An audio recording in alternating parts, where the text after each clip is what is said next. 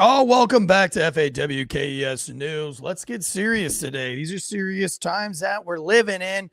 But before we get serious, if you were one of our audio listeners, which 99.9% of you are, this is a brand new podcast channel stemming from our old channel, Failure to Stop. Most of you guys have transferred from Failure to Stop over to Fox, but some of you are new. So here's the thing. If everybody on our downloads put a 5-star rating and review, we would be on the charts 100%. So if everybody that listened to this show gave us a 5-star rating and review, we would literally be on the charts. So if you're one of our audio listeners on Spotify, iTunes, Apple Music, Apple Podcasts, whatever it is, what's some of the other ones? Podbean, whatever. If you give us a rating and review right now, if you stop what you're doing, just hit pause for a second. It's free. Not asking for your money, just asking for a 5-star rating and review. We will literally be trending on the charts, and we would love to be on the charts right now. And I'm so impressed of how this show is doing audio number wise. I focus a lot on YouTube, even though we have like zilch on YouTube. We do have a bunch of people in the live chat today. That's great. So you YouTubers, I need you to hit subscribe. I need you to scroll down to subscribe and hit the little ring-a-ding-a-dinger, the little ring-a-ding-a-ding-a bell so that you get notified, and then share this on your social media. It doesn't matter if you have 10 followers on your social media. The algorithm doesn't care. All they want to see is that you have shared this show, and that will help us grow. But I'm excited to see the audio numbers in the last just over 30 days, 28 days that we've been on this new FAWKES podcast channel. So I'm excited. I've got some wind in my sails, and I want to see this thing do good. So if everybody listening gives me a 5-star rating and review, FAWKES News will be on the charts. And then I'll take pictures and put it out there that's on the charts. So that's really exciting. Today's show is brought to you by shieldbox.com and ghostbed.com. Just in time for Christmas, you got the Shieldbox subscription. It's awesome. I've opened up like 2 Shieldbox. I thought I brought one in here. I did. I brought one right over here. I'll open it up later. I'll open up the Shieldbox later. Let you see what's inside of it. It's like a $55 a month subscription, and you're going to be able to redo your entire kit. If you're a law enforcement officer, security guard, church security, these are things that you can test out and try, and you don't really have to break the bank. These are like over $100 value boxes that you're getting for $55.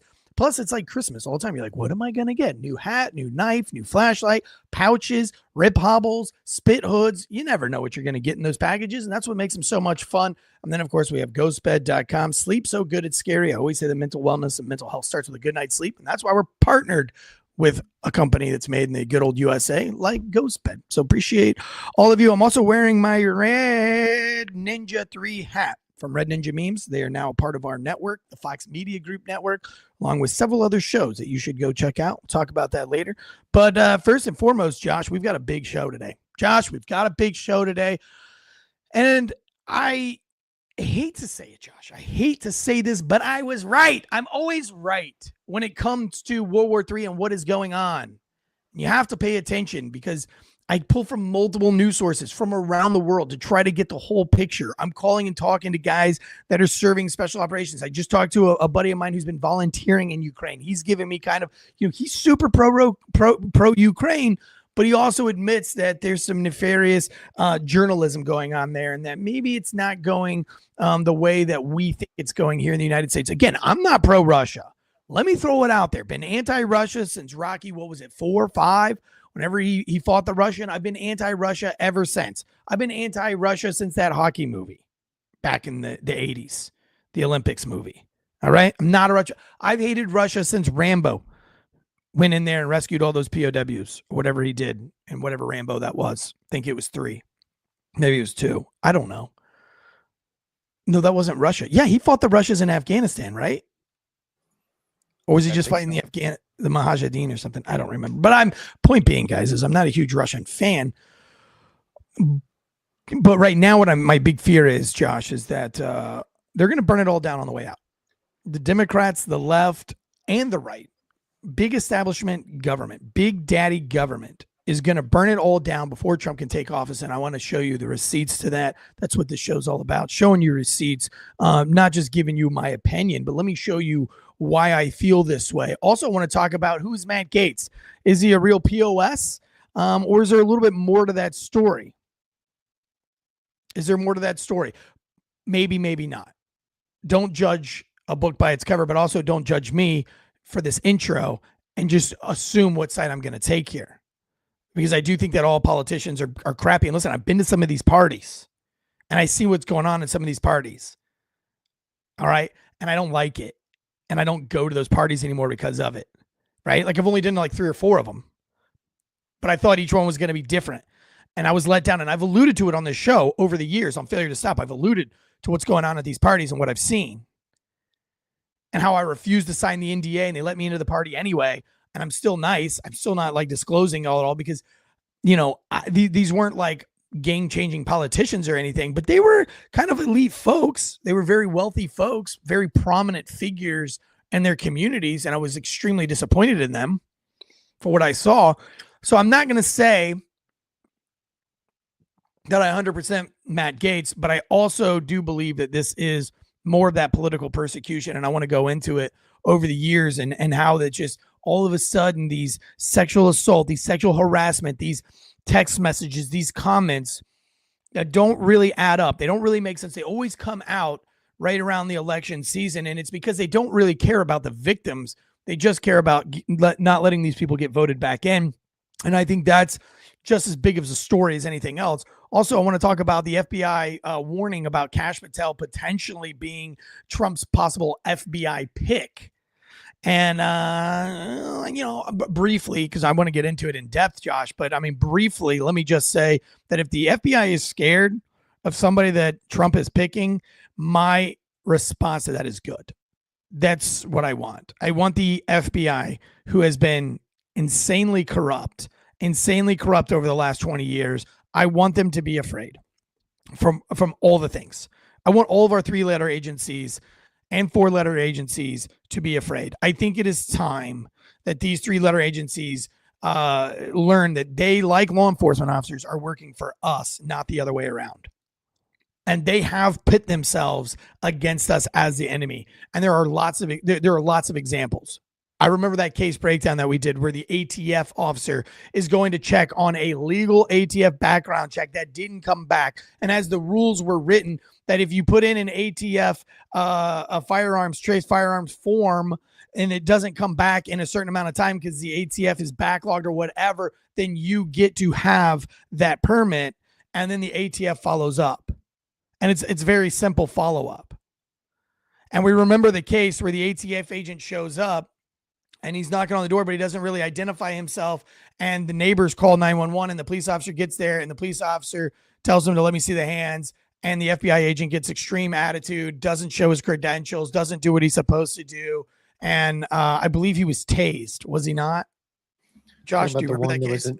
One in Columbus, Ohio, I believe. Yeah. Mm-hmm. Yeah, I believe so. Yep. And he was 100% in the wrong there. 100% in the wrong. It's because they have in their brains that they were above everybody else. So good. My answer to that is good. Also, we got on the docket for today. I love this clip. I'm only going to play the clip. I don't think we're going to get into it very much, but it's a fun clip to watch. It was from The View of them talking about the Matt Gaetz case, and then they have to do this like very legal reading. And she's such a little cotton ninny. What did they say on the TV series on the movie Elf? A cotton-headed ninny muggins or whatever. She was a real cotton-headed ninny muggins, Josh. She was a very pouty. Oh, I have to just say that he's not guilty. You know what I mean? Almost just like asking to be made fun of and asking to become a meme. And hey, listen, you've heard me say it on this show 1,000 times. Don't be a meme. Don't be a meme. I try very hard. I go every day of my life. I'm always on the interwebs. I'm always on the Instagrammies. I'm doing all these things. And I literally in the back of my head, I'm like, try not to be a negative meme. All right. So that's what we have in store for the show today. Before we get into the show today, I would like to take a minute to say thank you for everybody who has pre-ordered my book, Pig Latin, A Seriously Funny True Story. Even though the book doesn't come out until August, Simon Schuster, who I've signed the book deal with, went ahead and published the book on Barnes & Noble, on Books A Million, on Amazon. But listen, when this book releases, big surprise here, it is going in every single Costco, every single Target, and every single Hudson's bookstore. That's a part of my book deal that I have with Simon Schuster. And I think I'm allowed to say that part. I'm just not allowed to say other parts about the book deal.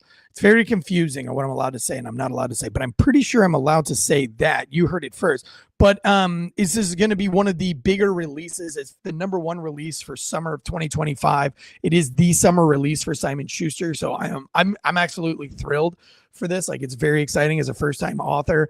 It was their first police comedy, and I think that's why.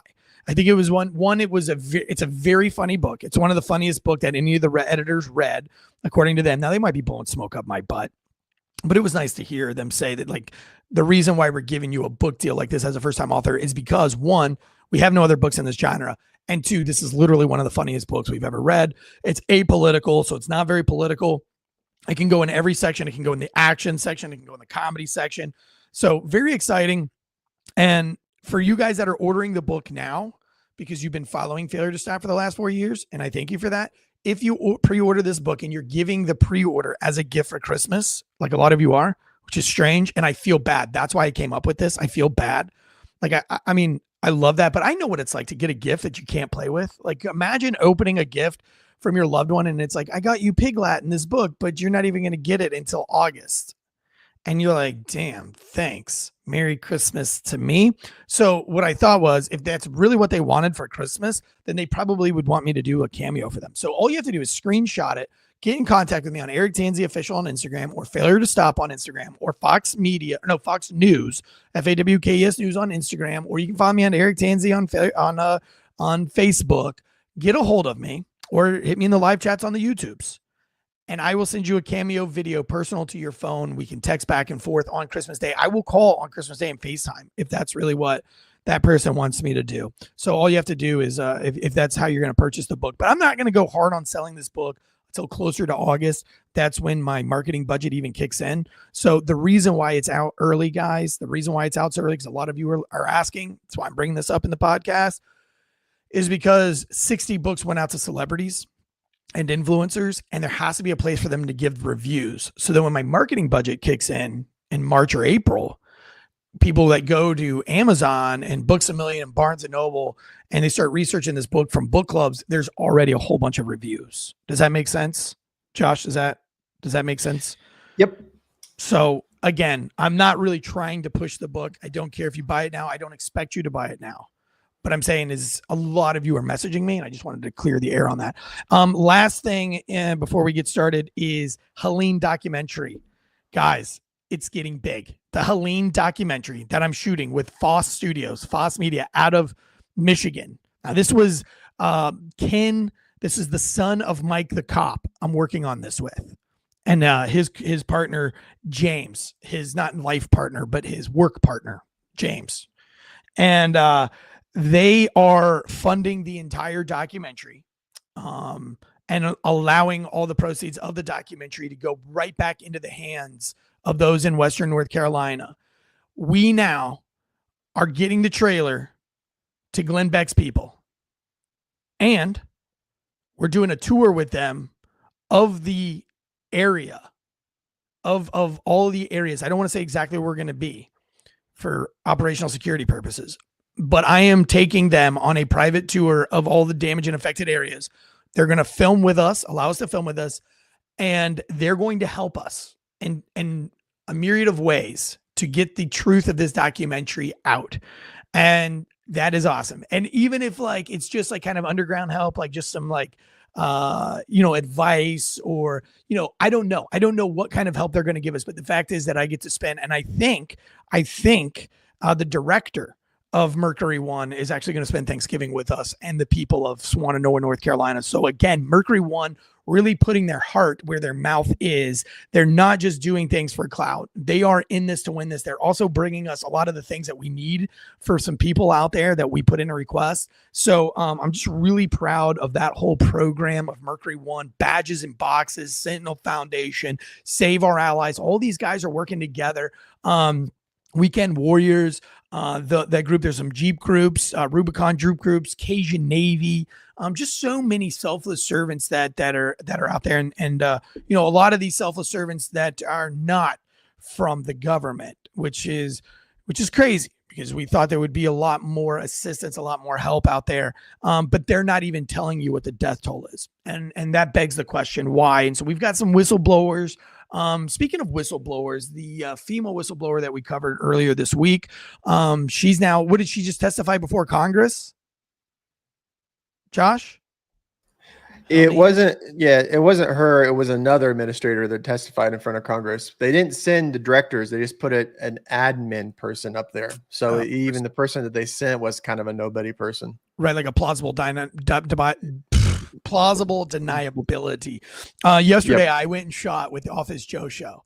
So they're doing some more ads, and we did this huge skit, and it was a very funny skit. And I couldn't get my words right. There was a couple of words in there. Like I couldn't say reporting as ordered. I kept saying reported as ordered or reported as ordered, or like I just couldn't say it. And then there was another word, consigliere.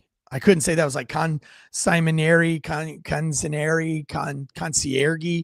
I couldn't say it. Like literally every time my lines came up, I could not say. Now I can say it. Consigliere. No, I still can't say it. So never mind.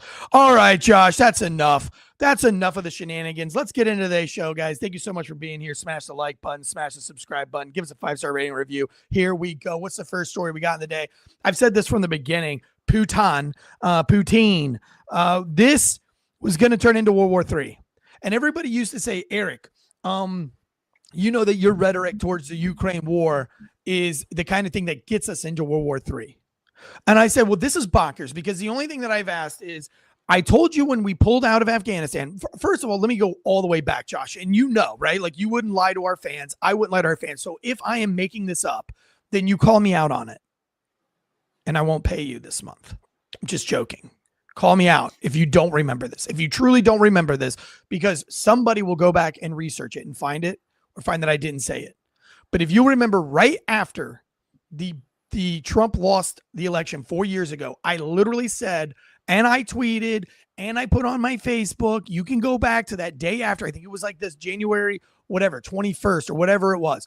I literally wrote, big government is back. It's time for more big wars. They have to have the big wars. Shortly after that, we have a massive Afghanistan pullout debacle. By the way, Mercury 1's the one that sent that C-17 over with Save Our Allies to rescue all those people. That's the same Mercury 1 I'll be with all next week. I mean, I'm so proud to be, like, the fact that they heard our call and are answering that call. I don't know if that's Jesus Christ himself, God himself doing this. I don't know. I don't really know what's going on, what world I'm living in, what universe, but all I can say is, like, I can give it John Jones. Like, I want to thank Jesus Christ for this, because I really do feel like these are answered prayers for me. But that same Afghanistan pullout that was so terrible that Mercury 1 had to go in with Save Our Allies and rescue our interpreters and our allies and key people in Afghanistan that we fought 20 years to protect. That same Afghanistan pullout, I literally tweeted again, Facebooked again, did a podcast again where I said, okay, if they're pulling out of Afghanistan, what's the next big war? Are we going back to Iraq, or are we going to war with North Korea? That's what my guess was.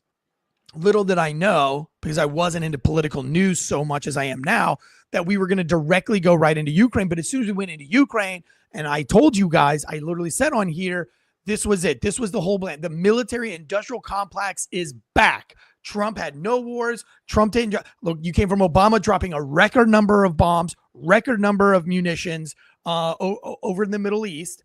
And then we have Trump that does really nothing as far as global war on terrorism goes, except has some kind of a weird, strange, stagnant peace where he kind of ends ISIS. You know, he drops one big giant JDAM to kind of send a message. He's having talks with Putin. He's having talks with Kim Jong-un. He's having Xi Jinping. And then all of a sudden, the Democrats are losing their mind because he's doing the right thing. And then that's why I knew that with all of this added up, that the military industrial complex was a real thing, and that this was all a ploy and a plot to get us back into big war so that we could line some more rhino Republicans, some more big Democrat, big government pockets. That's what this was all about. I mean, Trump is the antithesis. Like, he is the opposite of that. At least that's what he appears to be. Now, I don't know. Time will tell. He's got some big shoes to fill. And again, I'm going to hold him accountable to all the things that he says he's going to do. But I'm only going off of his past track record, and I'm going off of what I see now. And I've said it before too on this show, is that, the whole Dick Cheney thing going over to the left is a huge indicator of where this is going, because the left hated Dick Cheney. Now the left loves Dick Cheney, which means the left and the right were always the same thing. We all knew that. So now, hold on. I have to wrap this up. So now I told you all of that in the beginning, guys. And then I told you that they would have to kill, like that it was getting too close for Trump to be president, and that they were going to have to either kill him or they were going to have to start World War III. Those were their two options. But I told you they were not going to let him be president. There's no way, no how they're going to let Donald Trump be the president of the United States. It's not going to happen. Don't get your hopes up. That's what I said. And a lot of you guys are like, you're wrong, but I'm not. Because after I said that, the very next week they tried to kill Trump. And a lot of you guys messaged me and DM'd me back when we were still on Failure to Stop as one channel, before we separated the two, kept one law enforcement, one news. We were doing news and law enforcement on one page. Failure to Stop. You guys commented, you guys messaged me, private messaged me, and commented, "Wow, Eric, the FBI should be investigating you, because you literally said that they have to kill him and they have to do it like now. Like Biden is moving out, that whole thing." I was like, they have to do it now. If they don't kill him now, they lose this election, or they'll have to go with plan B or plan C. And they literally tried to kill him twice. Okay. So I was right again. Then he gets elected. Whew, didn't see that coming. I did not see that coming. So all the thing that we have left, remember what I said in June, World War III, or they're going to kill him. Well, killing him didn't work. We only have one other option, guys, and it's World War III. I wasn't making this stuff up. I wasn't being hyperbolic. I've been following this for 4 years now. And if you've put the puzzle pieces together, I know I'd like to be wrong. I would love to be wrong on this. I don't want my children fighting in this war. I don't want to leave my family of 5 to go fight this war. And I know I will. I know I'll leave. I'll pack up today and tomorrow. I will go fight World War III, even though I don't believe it was a justly thing. But I love America more than anything else. And so I am going to keep fighting to keep it free, no matter what, even if I'm in my 40s. I don't do jujitsu and train with my firearms for nothing. Now we have Biden. Let me read you this. Let me show you the receipts. This was from over a week ago. And I promise you guys in the live chats, I see there's 94, there's 94 comments right here that just popped up, 95 now. I'm going to go to you guys in just a second. This was from over a week ago from CBS News. Russian President Vladimir Putin warned Thursday that a decision by the U.S. or its NATO allies to allow Ukraine to use Western-supplied long-range missiles to hit targets deep inside Russia would be viewed as NATO's direct participation in the war, which he said would significantly change the very nature of the conflict. Flight assignments for these missile systems can, in fact, only be entered by military personnel from NATO countries. You can't fire these things without a code, and it's a NATO code. So a NATO person has to give somebody the code or has to put the code in. Either way, that's NATO being directly involved. Ukrainian service member cannot do this, and therefore it is not a question of allowing the Ukrainian regiment to strike Russia with these weapons or not. It is a question of making a decision whether NATO countries directly participate in military conflict or not, Putin said in response to a question on Thursday. Quote, if this decision is made, it will mean nothing less than the direct participation of NATO countries, the United States and European countries in the war in Ukraine, he added. And we all know what he said he would do if NATO or American countries got involved. He's been saying it from the beginning. And here's the funny, crazy thing about this, Josh, is literally Putin has said everything he said, don't you do it. Don't you do it. He has been extremely, extremely patient and generous. We would not tolerate this in Cuba. We didn't. Go back to Operation Northwoods. If this was going on the Mexican border, we would not allow this. So it would be foolish to expect Putin to put up with it as well. This was an economic war from the beginning.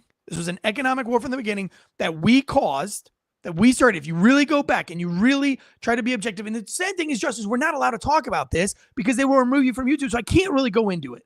I might have already gone into it too much by saying just that sentence, and YouTube will ding you, which we don't care about YouTube. We care about our audio listeners, And we're going to do another audio episode where I will tell you in detail exactly what the financial responsibility, how there was a coup. Well, all right, listen, I've said too much. I really not trying to catch a YouTube ban, but let's do this, Josh. Let's you and I, maybe tomorrow, we'll do just an audio only. So go over and follow us audio only. I promise. I shouldn't promise. A lot of shit comes up in my life. I will do the best I can tomorrow to do a solid breakdown of the Ukraine, how we got involved in the Ukraine war. And objectively, I will do one objectively. I will give you both sides. I'll say what their argument is, but I will show you the evidence that this was an economic war that we had to get involved in because we had to line our pockets. Now, this whole Ukraine thing, I just read you. That's what he said a week ago. Remember, everything that Putin has said, don't you do it. Don't you give them fighter jets. Don't you do it. We gave them fighter jets. Don't you invade over here near Crimea. Don't you fucking do it. Yeah, we did it. Don't you mess with our boats. Yeah, we did it. Here we go. This is this week. CNN, Ukraine hit a Russian weapon arsenal with U.S.-made ATACMS missiles that have fired across the border for the first time, according to 2 U.S. officials, in a major escalation on the 1,000th day of the war, which just happens to be right after Trump gets elected and gets the popular vote, which, by the way, they're still pulling in votes from California because they can't give it up. The attack comes just 2 days after the Biden administration gave Kiev the green light to use the long-range American weapons against targets inside Russia, which it's funny, if you follow CNN, if you follow BBC, if you follow all these left-wing, that they have been all in for the last 4 years, all in on everything that Biden has done, and that camel toe, Kamala, whatever her name is, they have been all in on all the things that they've said, and they have worshipped all of their military decisions. But now that Trump's in, they're starting to say, oh, this is an unnecessary escalation of force in Ukraine. It's an unnecessary, and it is. Everything has been an unnecessary escalation. Russia's defense ministry said that Ukraine fired 6 ballistic missiles at a facility in Bryansk at 3:25 a.m. local time, 7:25 p.m. Eastern time, Tuesday, and the ATACMS missiles had been used in the attack. The attack marks the first time Ukraine has used the longer-range American weapons to strike targets deep inside Russia, and shows that Kyiv has wasted little time in making use of a newly granted powers. So they get the powers, immediately they abuse them, and now what does this lead to? Well, also yesterday, so this happened at 3:25 in the morning. By mid-afternoon yesterday, Vladimir Putin approved changes to his country's nuclear doctrine this week, formally amending the conditions. By the way, this is coming from CBS News. I'll put all these links down in the YouTube for you guys so that you can reference them yourselves. Russian President Vladimir Putin approved changes to his country's nuclear doctrine. And I'm sorry, let me pull this picture up of the so you can see what I'm reading here. Formally amending the conditions and lowering the threshold, making the threshold for nuclear war lower. Raise of hands, anybody in the chats who thinks that's a good fucking idea. Lowering the thresholds. Who think that's a good idea? Raise your hands in the chat. A yes for a raised hand, no for a not raised hand. You can tell I listen to too many podcasts. I think there's a lot of other podcasts that do that same thing, like in the comments. But if but it is fun. Listen, and sometimes I'm like, oh, I want to get in the comments and say yes or no. Moscow announced Tuesday that Putin had signed off on the changes to the doctrine formerly known as the basics of state policy in the field of nuclear deterrence. This is really important as Ukraine launches first strike deeper into Russia. And let me skip down. The updated doctrine states that Russia will treat an attack by a non-nuclear. So basically one of those ATACMSs. Actually, yes, it is ATACMS is. Make sure I have my analogy right, my acronym right. By non-nuclear state that it is supported by a country with nuclear capabilities as a joint attack by both. What he's saying, Big Bird to Cookie Monster style, is that if you send one of these ATACMSs from a nuclear country, right? So these missiles coming from NATO countries that have nuclear powers, if you send one of these and it comes from a country that has nuclear power, which they did, then that means any attack on Russia by a country that part of its coalition could be seen as an attack by the entire group. Under the doctrine, Russia could theoretically consider any major attack on its territory, even with conventional weapons by non-nuclear armed Ukraine, sufficient to trigger a nuclear response. Sufficient to trigger a nuclear response because Ukraine is backed by nuclear armed United States. If you're not prepared to wake up and your alarm clock isn't red, it's blacked out. You look over down the hallway to where you have the little light that's emanating from your washer and dryer, but it's not eliminating. And you pick up your phone has zero service. It doesn't even say SOS. It's just nothing. It's just a screen at this point. And you notice that your air conditioner or your heater fan isn't kicked on. The fan that you turned on before you went to sleep, if you don't have a ghost bed, because if you have a ghost bed, you don't need a fan because it's got that cooling technology. You stay cool all night while staying hot and hard all night. You're going to realize very quickly that I was not being hyperbolic and that I wasn't joking with what's coming down the pipeline. They will not allow Donald Trump to be president. Maybe you call me Noah and I'm building a boat and you're like, you're crazy. If you're not prepared right now, if you don't have a plan in place of who you're going to go find first, if you're at work, how do you get home to your family? Does your family stay in place? Do they come to get you? How long before they come to find you? How long before they go to their second spot? Maybe you live in the middle of the country and this doesn't affect you, but I bet it does. But I bet you know somebody who does. I bet you could pick up that phone and call your brother, call your cousin, call your niece, call your nephew and say, hey, if this is going to happen, how do you want this to work out? Do you have a plan? Do you have backup ammunition? Do you have a tribe that you run with that you can meet up? And don't forget, do you have atlas maps for where you want to go? These are simple things. I'm not telling you to be a prepper and prep all the food. There'll be tons of food along the way. There'll be guns and ammo along the way as well. I promise you. But do you have the minimal to survive? Do you have the good sleeping bags for each one of your family members? Do you have a plan on how you're going to put towels in place over your windows? Do you have a plan? Do you have atlas maps so that you can drive to go see your mother in Florida or whatever it is? Do you have these small details? Do you have matches? Do you have kindling? Do you have things that you can burn? These are things you should start really preparing for, folks.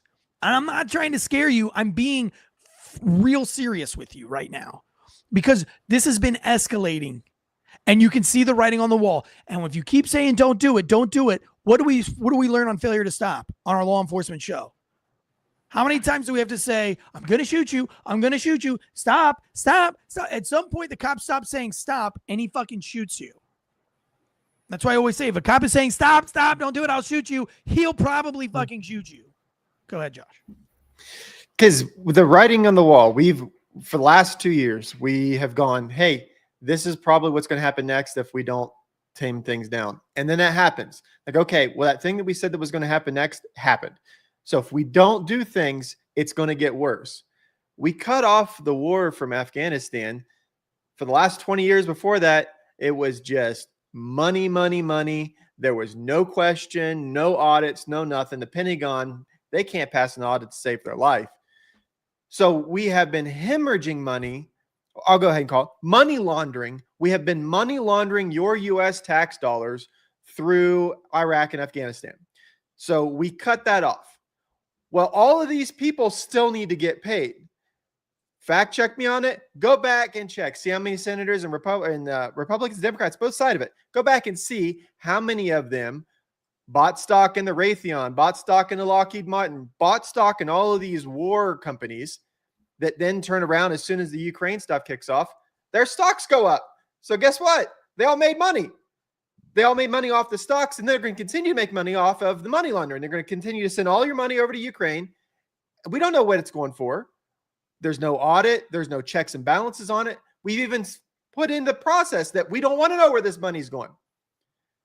All the time, on the other side of the fence, Russia's going, hey, I'm this bear, and this kid in this pen with me, he's throwing rocks at me, and you need to stop. And we're like, nah, it's cool, man. It's cool. And we keep giving him bags of rocks, and he keeps throwing it at him. Well, now we got him a big old stick. And Russia's like, hey, man, if you swing that stick over here, I'm going to give what I believe is an appropriate response. So we give him the stick. And the next day, he swings the sticks and hits Russia. So if by the time we're done with this, there's an attack on U.S. soil, you would not surprise me one bit. If it happens by the end of the week, it would not surprise me one bit. If one of our ships or a U.S. ally or something overseas which according to Kamala Harris, we don't have anything deployed. But the ones that are deployed, if they are attacked, it would surprise me. You want to know why? Because Russia said, if you attack us with this, we're going to respond. So when they respond, I don't want to hear CNN, MSNBC, ABC, any one of those news, NPR, I don't want to hear one of them going, whoa, this isn't a non-appropriate response. Well, no, it is an absolute appropriate response. And if you say the United States and NATO is not responsible for it, who gets credit for all of the cleanup when FEMA's not there? All the people that actually go in and give the support. So if we're going over to Ukraine and we're giving the support, we get credit for it on the back end. So if that support is big ass missiles that are going to go blow up Russia, and Russia goes, hey, we're going to appropriately respond to that, and we're going to blow this thing up, or we're going to start this war with this, we're steamrolling towards a global conflict that we are antagonizing. Our country, our elected officials are antagonizing this. Maybe, I don't know, who's running the country? Who's really running the country? So I have two theories, Josh. I have two theories. He's making these decisions from the rainforest. That's my question. Well, who's in charge? Because the president's allowing yelling Ukraine to start a war from the Amazon rainforest. That I don't know. We have Western North Carolina to take care of, but let's go to Amazon. I like that. What did he vow, like $100 million or something like that to the Amazon rainforest? Well, 100 million while he was there, but he promised 500 million over the next 4 years. Right. But while he's doing there, while he's in the rainforest, which by the way, his exit in the rainforest was hilarious, where he just walks off. They look like a fake staged rainforest anyway. Kind of look like the set of Gilligan's Island to me. So I got my questions there. But Josh, before we wrap this up and we move on to the next segment, which is the Matt Gaetz segment, there's only one other theory that I have with this sending these ATACMSs. I'm sorry, ATACMS is, because there's an S and then there's plural is on the end of that. I like to be correct-ish. And I want to get to these chats too, because there's somebody in the chats, Frank Rizzo, when Trump had no wars. I want to get to that in a second. But another part of me thinks that the allowing these rockets in there is like, one of two things. One, they want to start World War III, which I think is absolutely the case. That's what I personally believe. Yep. This is all to create a World War III scenario. So it really just impedes Trump in being able to do all the things that he wants to do, expose what he wants to do, get rid of, capitalize on government efficiency, et cetera, et cetera. Get rid of the Department of Education, which love the idea. It looks like it's happening. I'm excited. F the Department of Education. Plus, I love all the people that are tweeting and saying like, how dare you get rid of Department of Education, and they misspell everything. Like, that's hilarious. Like, now do you see the point? You see the point where we're getting rid of the federal Department of Education because of like all your like ridiculous solving of math problems and your ridiculous critical race theories and all the ridiculous shit that you're trying to push down on a federal level. I think schools are going to thrive and survive in the next 4 years with this. But that's what I think this World War III is for. But it could also be, hey, let's go ahead and launch these missiles and get everybody paid one last time before Big Daddy Trump takes us all away. Now, Frank Rizzo says Trump had no wars, so 37,000 that were killed in Yemen. By the way, the Yemen, and I'm not studied up so much on Yemen, but Yemen their civil war started in like 2014. Well, and that comment is the same comment. That conflict's been going on for a long time. Trump didn't get into office until 2017. And the only thing he did was veto bills to not end what was already started in Yemen. Correct? And I'm 90% sure that that's a bot comment because it's been sent by 3 different people. Oh, quote by quote the exact same everything. So. Well, I love that. Yeah, you're gonna have to do better, bot, because I'm 99.9% sure that I'm right that Yemen civil war started maybe like in 2012, 13, 14, somewhere in that time frame. I was studying wine at the time. That's why I was up on the Yemen politics there in the Yemen civil war. And I could go on. I'm not going to nerd out on wine stuff, but in wine politics, just not going to do it. But anyway, that was already a war that was going on, that we were already involved in, that we were already helping out again. And then I think the only thing that Trump did was in 2017 when, I don't know when, but I know that Trump didn't end that Yemen civil war or do anything to end it. And I think that was what the big complaint was. Not studied up on it. Not going to go into it. I could be a little bit wrong. Hit me up in the chats if you got something else to say on that. Let me get these chats really quick before we jump on to the next subject. Murph530 says, I think Russia is really grandstanding. China would stay out of it. Then rely on our buying power. Putin is trying to survive until January. I mean, maybe, but he's got North Koreans who have all the munitions and enough, munitions they got more munitions than anybody in the world. North Korea has more mortars and artillery than anybody in the world. They've been stockpiling. That's their big thing. And now they've sent troops over to Russia. Is that a show of force? Not sure. But it's definitely something. And then, you have China already saying multiple times that they would back it. And then we have, the American propaganda media is just not putting out that they've surrounded Taiwan with aircraft carriers and everything else. And then America tries to downplay this whole thing. And then not to mention, we probably have already been invaded by China and Russia because we've had some crazy drone stuff flying over that they can't even identify who's the drones. And some of these drones have been flying over the same area for how many consecutive days, Josh? So the story started with last couple days or last 48 hours, there have been drones that have been flying over the Pitnary Arsenal in Virginia. And they can't figure out who they're from. They've got the state police is up, the army's up. They're trying to figure out what these are from. Well, this morning because I've got people that live in that area, they're sending me information. So that's how I'm kind of up on that one. And I'm trying to find news articles to support what I'm getting on the ground, kind of like what we do, have the receipts to show you, hey, one, I'm not going to, if you're going to give stuff to me anonymously, I'm not going to out you. I'm going to try to keep that anonymous part as much as possible so I can confirm what you're telling me. But then we can say, look, we've got people on the ground that are telling us this, that backs up this news story. Well, I found a news story that in Langley, that's a pretty big, military base. Langley, Virginia, for 2 years, drones had swarmed that base. And at one point, they were over the base airspace for 17 straight days. 17 straight days. Right. But propaganda media is not going to put this out there, just like they're not going to tell us about these Chinese weather balloons and all these other things, because they don't want to admit that we have already started World War III and that this is already going on. It's just a Cold War at this point. And it's all about strategic positioning. You've got these subs coming within 28 miles of Florida. You've got Chinese aircraft carriers crossing the American borders of Alaska. You've got planes buzzing by our planes and other armed Chinese fighter craft flying over American airspace towards Alaska. And the only way you can find this is through, Reddits and through kind of underground media.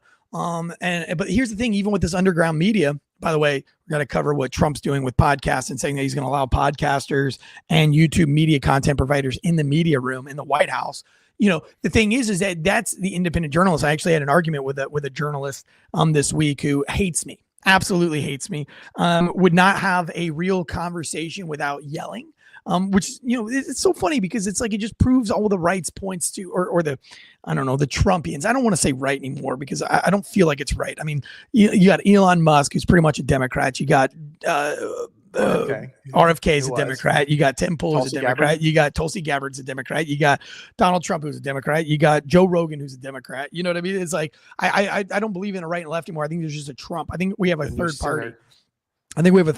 So the Trumpians, or whatever you want to call this new party, the reasonableness party is what I'm going to call it. You've got this reasonableness party who we're willing to have a conversation. We're willing to talk to you. We're willing to address the questions that you have. But the problem is that the people that are hard bent, mainly from the left, will not have these conversations without yelling at you and without storming off and walking out with a fit, even though that you're providing facts and they're providing hearsay, but then trying to say that I'm the one that's a poison to journalism and that she has a journalism degree and then she is a known protester. So she is the subject matter authority. And it was very hard. I felt like the whole time I was having a what should have been just an adult conversation, I felt like I was just trying to keep her in so that she wouldn't have a hissy fit and storm off, which she did twice. And the conversation went nowhere. But the problem is they have no facts to back any of these things up. And that kind of leads me into this next story with Matt Gaetz here is, Matt Gaetz appears on paper to be kind of a piece of shit. And the media has done a great job to do what the media has always done.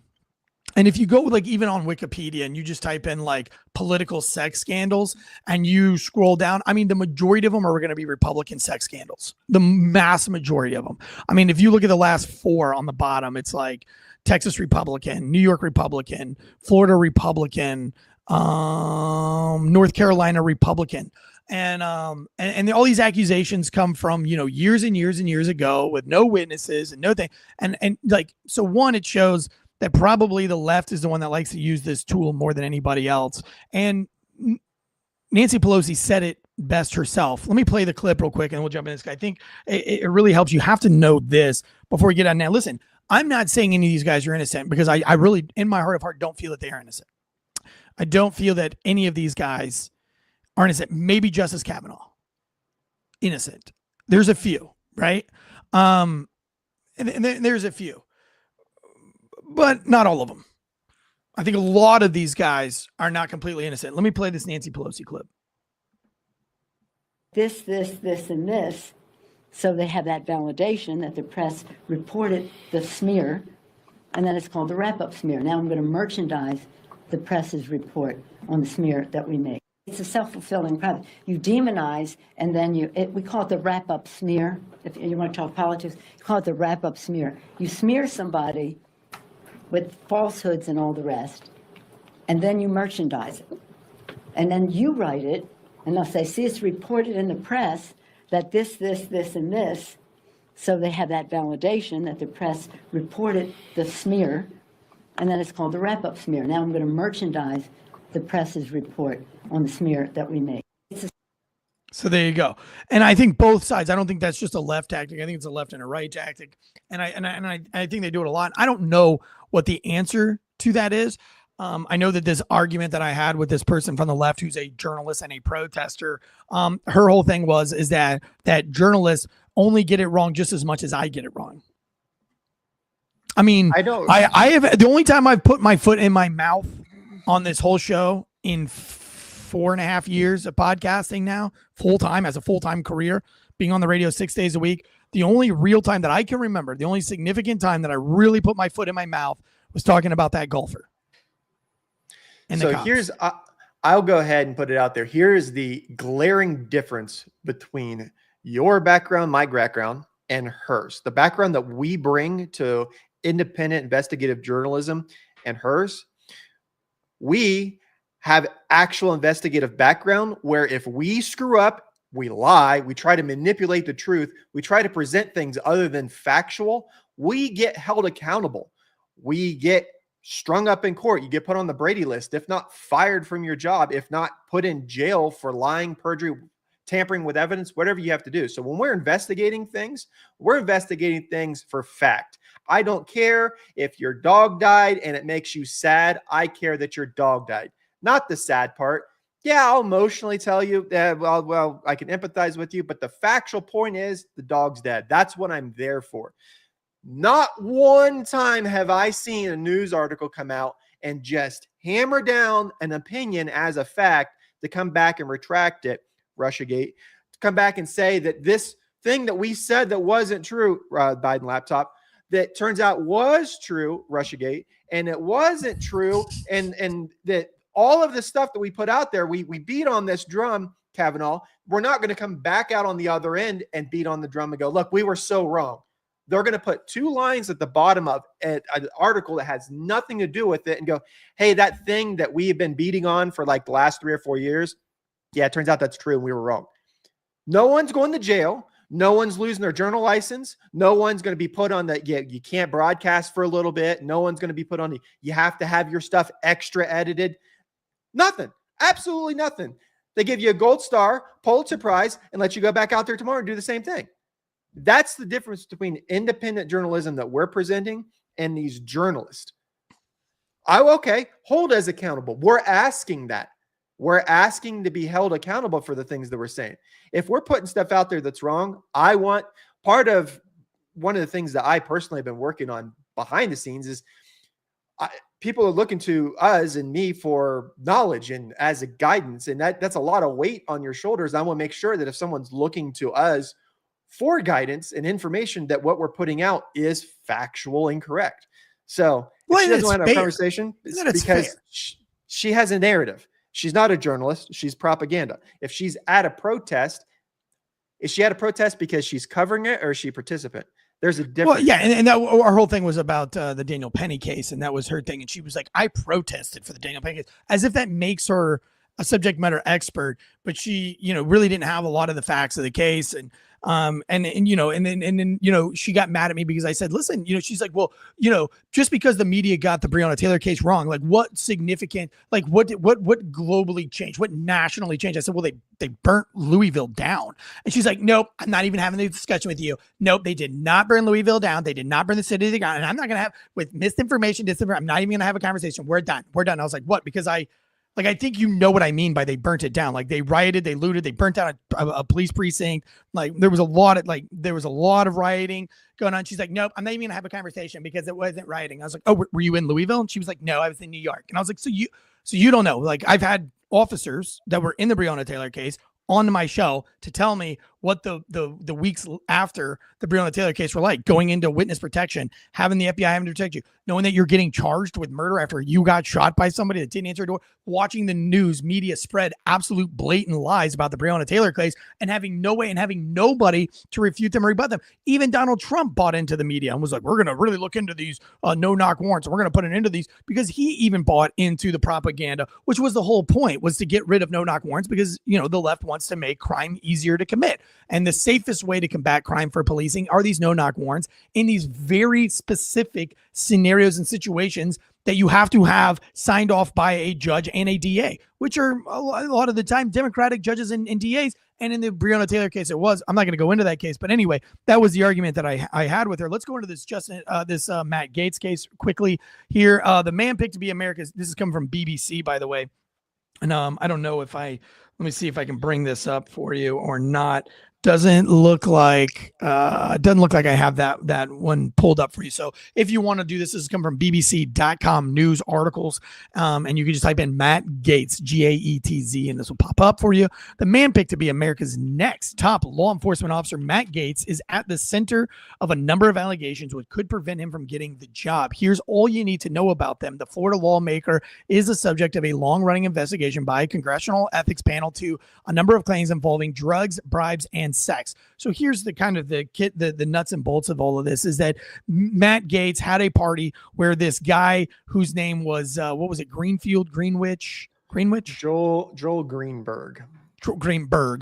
Joel Greenberg allegedly pays for some sex, some people to come and party, some girls to come to this party. There's drugs at this party. There's girls at these parties, and he witnesses Matt Gaetz having sex with a girl who was 17-year-old at the time, who she now works as an OnlyFans influencer. So those are the allegations that there was these parties. Now listen, being in a weird influencer realm and being a very outgoing guy like myself, and then working also for a major podcast network that kind of I love Drinking Bros, and none of this was from Drinking Bros. So please don't try to put things together.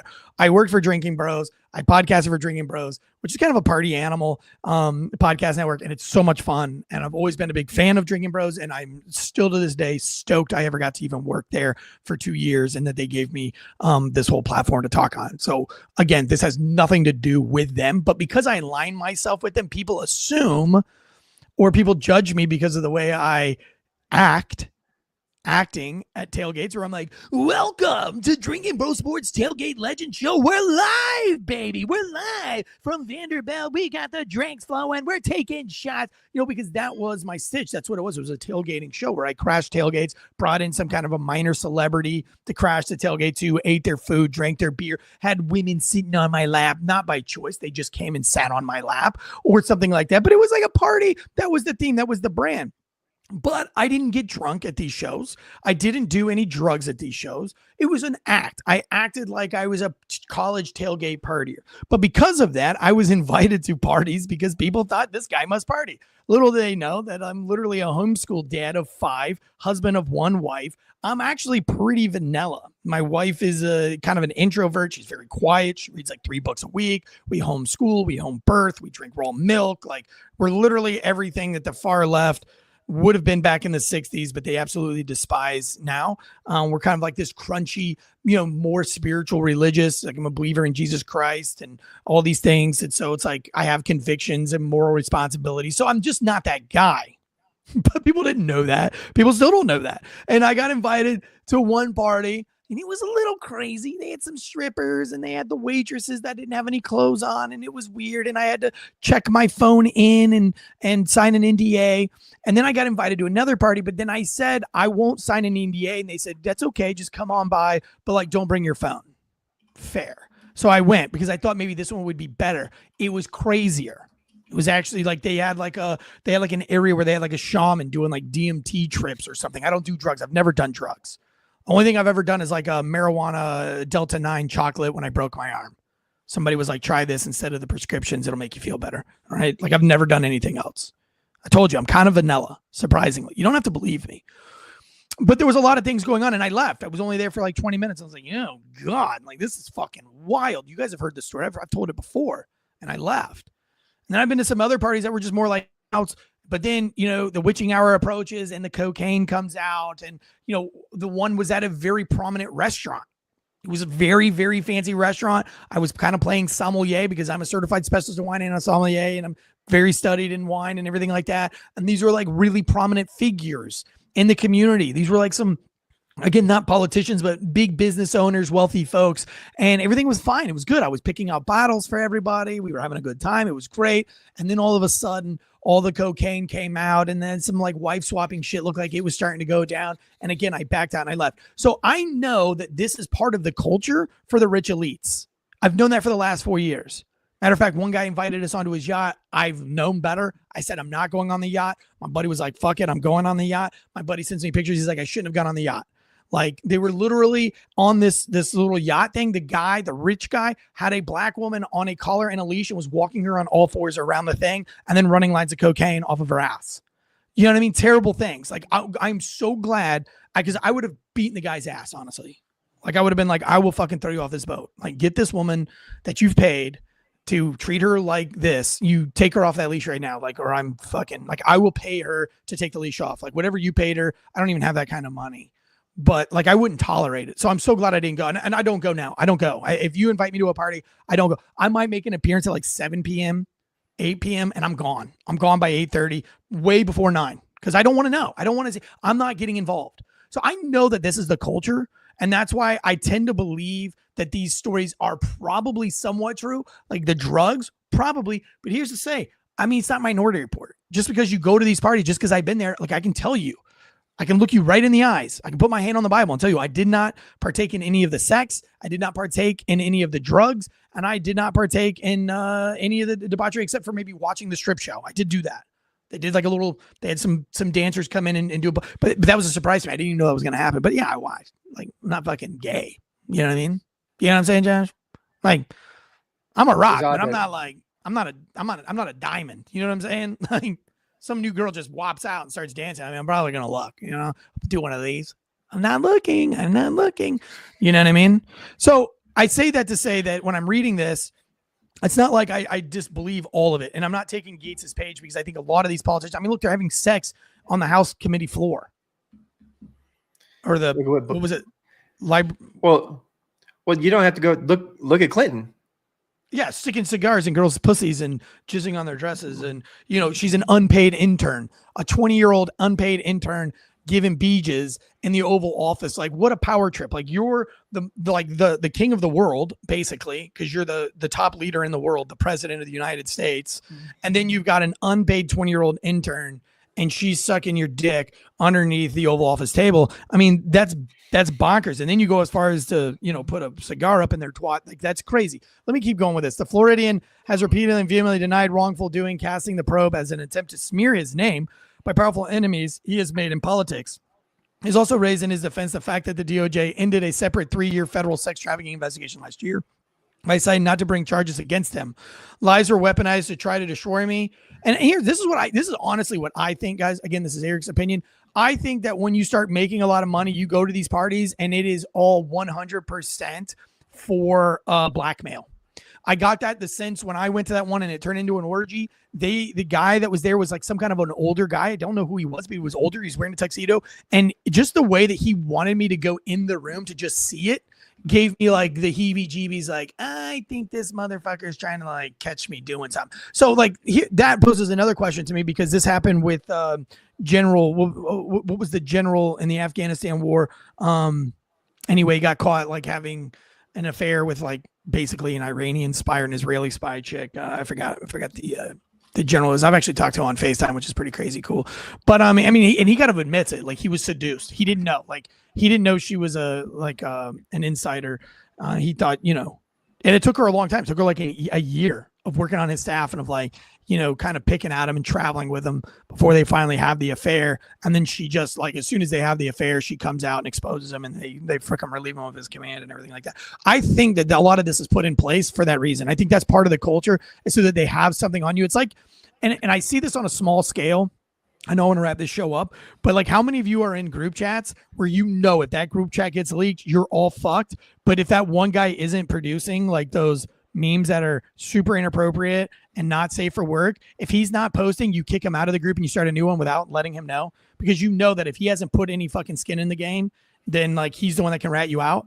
You know what I mean? It's that same culture, but now into politics. So I'm not telling you that the Matt Gaetz is completely off the hook for what I'm telling you is that there's a lot more to this story. Just that this Joel Greenberg is literally a piece of shit who has literally been found guilty of the things that he's done and has multiple witnesses. And these cases are airtight cases that really show that he did do some really nefarious things, versus these cases like Russell Brand or some of these other guys that have been accused, because politics don't like them, they've been accused of sexual deviancy and sexual assault by like Justice Kavanaugh and things like that. Quickly, Josh, very quickly, what is your take on all that? Give us the Joel Greenberg. Give me that tweet you had earlier, coming from Charlie Cook. Yeah, I'm sorry. Yep. So here are the facts. The report comes years after the DOJ dropped its investigation into the same claims. Why did the DOJ drop the investigation? Because the claims hinge on testimony of 2 witnesses who have such gaping credibility in their issues that even the Department of Justice, which hates Gaetz, knew no jury would even ever convict him. Who are the witnesses? Joel Greenberg, who has been described as one of the most corrupt Florida politicians of all time, who has literally made false sex allegation claims against a politician on the floor. He's accused an innocent school teacher who was running against him for tax collector of having sex with an underage student. Sound familiar? The judge called the lies downright evil. Greenberg became embroiled in a series of crimes and faced possible 27 years in federal prison. One of these crimes was having sex with an underage minor. The same 17-year-old girl who's the central character in the claims against Gaetz. But even Greenberg claims that he didn't know she was underage because she lied about her age. She's now actively on OnlyFans selling sexual access for money and has appeared in porn videos. Go figure. So back to what we were saying, it's 100% blackmail, because we can go to one of these parties and I can see you do something stupid and I can say, hey, Eric, man, hey, look at me, man. Hey, I'm going to be your number 2 guy from now on, or I'm telling Ashley about that thing you did at the party. Right? Like, what if one of those strippers that they brought out at this party was like 17? I would have no idea. I would have no fucking idea. I didn't vet these people. I didn't do it. But I mean, like at the same time, that's why I leave. That's why I'm like, you know what? Fuck this, because I can leave with a conscience. I can look you right in the face and say, yeah, I saw this shit going on. I didn't know if she was 18 or not. She didn't look 18 to me. I fucking bounced, though. Like, fuck this. Like, I'm not getting involved in any of that. I'm not risking my 5 kids and my marriage to my wife. Anytime I even think a girl is pretty or I think she's hot, I immediately think, Yeah, but she's not hot enough that she would cook me breakfast every morning, bring me coffee to my podcast studio, put up with me writing a book, put up with me going to North Carolina, raise my 5 kids beautifully. Like, and then I literally am like disattracted once I start going on the rabbit hole of my thoughts. Listen, I've got to wrap this up. I think this is very funny and appropriate. I love it anytime that The View has to do something they don't like and they cry like a baby. And this is in response to Matt Gaetz. You're going to love this. This makes it all worth it. Oh, thank you, Whoopi. Matt Gaetz has long denied all allegations, calling the claims, quote, invented, and saying in a statement to ABC News that this false smear following a 3-year criminal investigation should be viewed with great skepticism, that DOJ investigation was closed with no charges being brought. Oh, wah. Like, you see your face? Face. Like, God, wear your emotions on your sleeve a little more, you coward. Well, if you're going to go out there and go, hey, he's messing around with underage girls, better have your receipts. Now listen, if you're going to go out there and build a hill, you got to have the receipts to back it up, because if not, you're going to get out there and you go, this definitely is a legal notice, so we don't get sued. We need to have in writing that our politicians, if they commit adultery, like the military, like there are consequences. If you're married and you're adulterous and you're cheating on your wife, how can I trust you to run the country? And I trust you with nuclear codes, but your wife can't even trust you from your promise to her. I think you have to be above the standard to be in these positions. And I think if while you're in these positions, you get caught cheating on your wife or your significant other, or you get caught like in some kind of real sexual deviant behavior while you're in office, you're out, you're done. Now, I'm not saying that we prejudge for what happened before you're in office, because I do believe people can change, right? There was a lot of shit I did in my 20s before I met my wife that I'm not extremely proud of. Luckily, none of them were illegal, but I'm definitely still not proud of them. But, you know, I'm not saying that you should, but while you're in office, if any of this stuff happens, you should immediately be relieved. You know, if it's found to be true and not just some kind of a smear campaign. But anyway, listen, you know, that's just me. I think we do need a more moral and just, political kind of union, a political group, whatever, however you want to say it, let both a bipartisan moral group of human beings that are running our country, and they're not making decisions with their dicks, because that's where spies and deals and back deals and bribery, all that comes from this stuff. And that's why term limits, right? Because it's probably unreasonable to think that you could go 30 years without doing something nefarious, trying some drugs or getting a BJ here or doing something there or talking to this person. Like, you know what I mean? It's probably unreasonable to think that many people in politics can withstand or can have that kind of discipline. So then you have term limits. You have like 4-year term limits. That way you only have to fucking pony up and do the right thing for 4 fucking years. And you should do it the rest of your life. But like, you know what I'm saying? And again, that goes back. Listen, been a great show. FAWKES News. If you want to help us, give us a 5-star rating or review on Spotify. If every single person that downloads this show on podcasts, and I saw the numbers, I saw the 28-day numbers. If every single one of you guys gave us a rating and review, 100%, we would be trending on the top charts. So with that being said, please, it's a free show. If you listen this far, come on. Go do it. Check out Shieldbox. Go follow Shieldbox. It's really cool. Christmas is coming. Now is the time to go ahead and get you that ghost bed. You can make payments on these bad boys. If your loved one, it comes in a beautiful box that will fit underneath a Christmas tree. And I'm telling you, dude, I'm not fucking joking. Ghost beds are literally the best thing on earth. I won't go back, right? Even the ghost bed pillow, you know, if you can't afford the ghost bed, the massage topper, I mean, these are the gift that literally you can enjoy every single night. And so it's like not just Christmas morning that you enjoy this gift, but it's like every night that you lay down, you go, oh, that was really good, babe. That was really good sex. I'm so glad we have a ghost bed. Or, man, that was the best sleep of my life. I'm so glad we have a ghost bed. Or, you know, you sit the rocker up into a position, you watch a podcast, you're like, man, I'm so glad we got this ghost bed with the adjustable base. Head over to ghostbed.com, use the promo code Wolfpack. Get it now. It's the gift that keeps on giving and giving and giving and giving. We love you guys so much. Office Joe out now. Go and download it. If you can't afford to download the $17, hit me up for a Venmo and I'll Venmo you the $17. And I want to do something right now. I want to give somebody a Office Joe Blu-ray. How do I do that? Here's what I want you to do. I want you to go and follow The Bar is Open with Beth and Greg. I want you to go on YouTube right now. And I want you to subscribe. I want you to screenshot that you subscribe. I want you to take a picture of your subscription to The Bar is Open with Beth and Greg on YouTube. Then I want you to go over to podcasts and do the same thing. Screenshot that you gave them a 5-star rating or review. I will say, I don't know, the first 5 people that send me a screenshot that they have subscribed to The Bar is Open with Beth and Greg and that they have subscribed to the podcast, I will send you personally a DVD of Office Joe that I will sign, even though I'm only in like 3 episodes, but I'll get the writer and producer to sign it as well. And we will send it open. Here's what it looks like. The Bar is Open with Beth and Greg. Go over there, hit that subscribe button, and let's help them grow. They're brand new to our network. We want to see them grow. And again, if you're on Failure to Stop, I only did this for a benefit for today. You have to go to Fox because this is not going to be on Failure to Stop anymore. I'm only doing that just because a lot of you are watching this when it goes on Failure to Stop, but you're not watching it on FAWKES. I am separating news from Failure to Stop, and it is going on FAWKES. So you better go and subscribe. You are missing out on like 4 shows a week. We're doing tons of news updates right here on Fox, the news that you can trust, news with receipts, and some of them are short, 20 minutes, 15 minutes, just to give you an arguing chance at whoever is trying to debate your news. Also Greg and them at The Bar is Open do society and culture news, which we're going to try to incorporate more into this FAWKES news. Well, I do society and culture with JD and Margaret, but we want to start incorporating more of our society and culture with Beth and Greg because they're the real experts. So anyway, guys, thanks again. I got to get out of here. We've already ran over.